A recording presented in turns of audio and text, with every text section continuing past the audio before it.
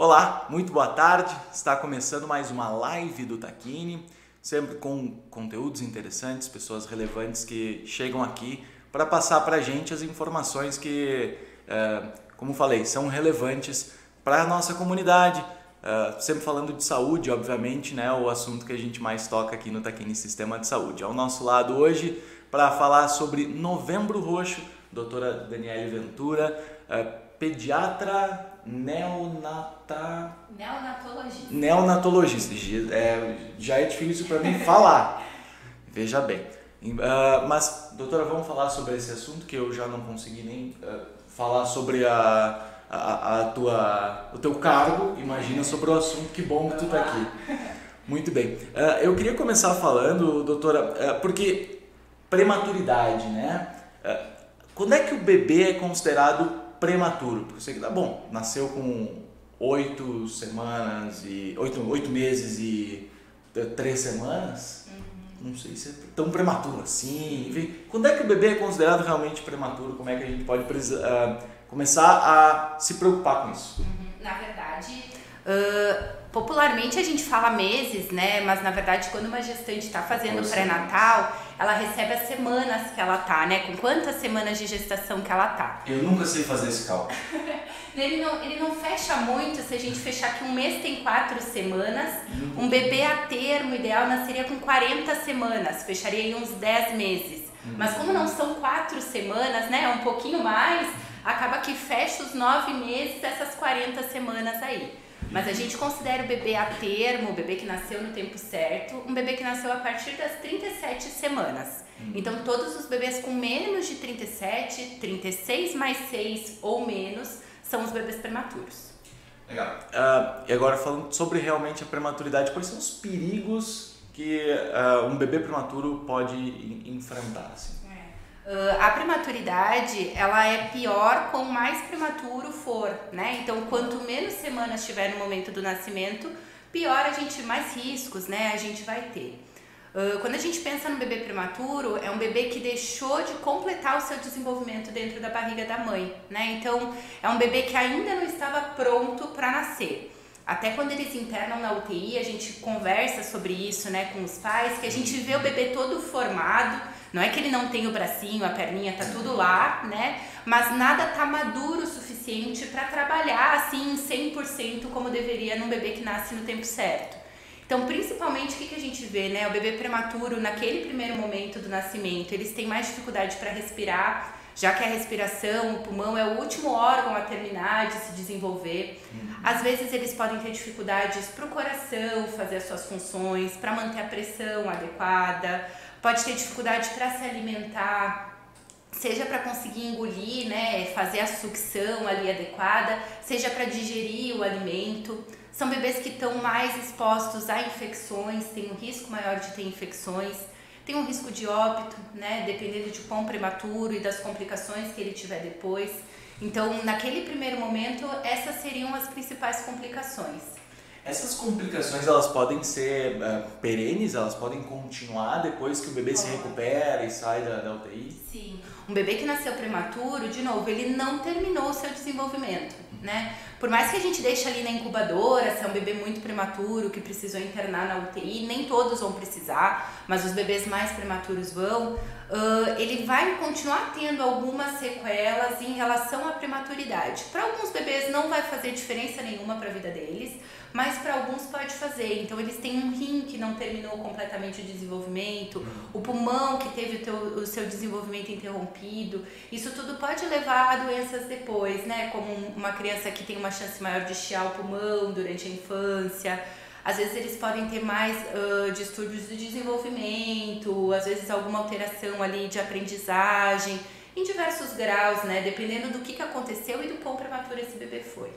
Agora, a prematuridade, ela é aleatória, assim? Pode vir para qualquer mãe, ou existem fatores de risco na mãe que podem ocasionar ou ser mais propensos à prematuridade? Como é que funciona? Ela pode acontecer em qualquer né? Tanto que uma das coisas que a gente mais diz sobre a importância de realizar o pré-natal o quanto antes, né, para tu ter uma assistência adequada, porque existem sim fatores de risco associados à prematuridade, mas pode acontecer mesmo sem ter nenhum fator de risco identificado, né?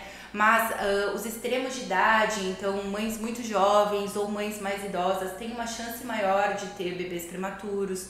Gemelaridade aumenta a chance de prematuro, infecções durante a gestação aumenta a chance de prematuridade, doenças como uma hipertensão durante a gestação. Então tem vários fatores que podem inclusive ser identificados durante o pré-natal e serem adequadamente tratados, né? E vão diminuindo a chance do bebê nascer prematuro mesmo. Bom, eu fui estudar, né, doutor? Fui buscar um dado que diz que no Brasil 340 mil bebês nascem por ano prematuros. Obviamente que tem uma heterogeneidade entre regiões do país, né? A realidade daqui do Rio Grande do Sul, a realidade daqui de Bento Gonçalves, do Hospital Tacchini, é diferente daqui a pouco de Pernambuco, de Manaus, enfim. Como é que isso funciona aqui? Ainda é um problema muito recorrente? Sim, é um problema. Claro, assim, existe essa diferença, né? Se a gente pensar que a assistência pré-natal, ela pode diminuir esses fatores de risco ou tratar essas situações, né, que aumentam a chance de prematuridade, a gente tem uma assistência legal aqui. Se a gente vai comparar com algumas regiões do país, que às vezes nem médico tem, né, no local. Então, claro que quando a gente compara, a gente tem uma situação melhor, né? Mas a gente tem muito bebê prematuro, a gente tem bastante gemelar, existem hoje, né, com o passar dos anos, cada vez mais prematuros a gente tem, porque mais a gente consegue fazer por essas gestantes. Muitos bebês que talvez morreriam intraútero agora sobrevivem um tempo a mais, conseguem nascer e acabam nascendo prematuros. Então a gente tem ainda muito prematuro, internamos bastante aqui na nossa UTI. Mas, como tu falou, a notícia boa é que eles conseguem, na sua maioria, obviamente, se recuperar, né? Dá para dizer que são raros os casos de óbito nesse caso, porque assim, há 15, 20 anos, um bebê que nascia com menos de 1 quilo, por exemplo, ele não tinha chance nenhuma, né? Sim. Agora ele já tem uma... Sim, os bebês têm muita chance, né? Eu brinco quando me falam assim, como é que você trabalha com esses bebês prematuros? Eu digo, gente, é a melhor coisa que tem. Porque os bebês, eles se recuperam, né? Tanto da parte de tratamento, de conseguir se recuperar de infecções, quanto inclusive da parte neurológica, de sequelas, né? O bebê, ele tem um desenvolvimento cerebral muito importante no primeiro ano todo. Então, às vezes, situações muito graves, que a gente até dá uma desanimada, assim, que acha que talvez não vai ficar bem, nos surpreende muito depois. Eles conseguem, sim, ficar muito bem. Então, a assistência pré-natal e a assistência pós-natal, né, esse investimento, a gente ter o tratamento adequado para propor, com certeza faz total diferença para esses bebês. Legal. Doc, eu visito lá a UTI neonatal volta e meia, sobretudo nas épocas de Páscoa e Natal, porque a gente faz aquelas fotos dos bebês, né, com a touquinha e tal, que a gente posta nas redes sociais, vocês vão poder ver, o Natal tá chegando aí praticamente, né? Então vocês vão ver os bebês que estão na UTI neonatal, vocês vão ver eles de touquinha, vestida de Papai Noel, é a coisa mais maravilhosa. Quando as meninas vão vestir as touquinhas e tal, me dá até uma dor, digo, meu Deus, porque são muito pequenininhos, digo, vai quebrar, mas elas, obviamente, elas sabem como lidar com isso, né? Mas a minha questão sempre que eu vou lá, eu vejo que daqui a pouco tem uma mãe segurando o bebê, ou um pai mesmo, sabe? Para ter esse contato. E a campanha, eu até anotei o tema da campanha desse ano, do Novembro Roxo, garanta o contato pele a pele com os pais desde o momento do nascimento. E por que esse contato é tão importante? Quais são os benefícios que ele traz? Ele é essencial, né? O que a gente chama ali de contato pele a pele, método canguru, que é uma das coisas que a gente pratica dentro da UTI. Ele é essencial para o desenvolvimento da criança, tanto pensando na parte socioemocional, né? Pensando na família, de estar vinculada com a criança, mas também tem evidência de melhora clínica do bebê. Então, o contato pele a pele, ele consegue melhorar o controle dos sinais vitais, a estabilização da temperatura, até tolerância à alimentação. Então, tudo isso promove uma melhora da amamentação. Então, a gente tem todo um infinito, assim, de fatores que se mostram, realmente tem evidência de que há melhora fazendo contato pele a pele. Para a mãe e para o bebê. Para a mãe e para o bebê. Eu ia dizer isso, sem contar o benefício para a mãe, né? Quem viu uma família fazendo contato pele a pele, assim, é emocionante de ver a primeira vez, segunda vez. Os pais nem respiram, às vezes estão lá tudo durinho, assim, porque estão com o bebê pequenininho no colo. É lindo de ver e esse vínculo, né, que se estabelece com a família nesse momento não tem preço, assim. É verdade. Bom, doutor, o bebê nasceu prematuro. A gente fez todo o pré-natal e, bom, nasceu prematuro. O que fazer? Ele vai tem esse contato inicial, ele vai encaminhado para a UTI e a gente deixa os cuidados do pessoal da UTI. O que o pai e a mãe podem fazer para diminuir a própria agonia às vezes, né?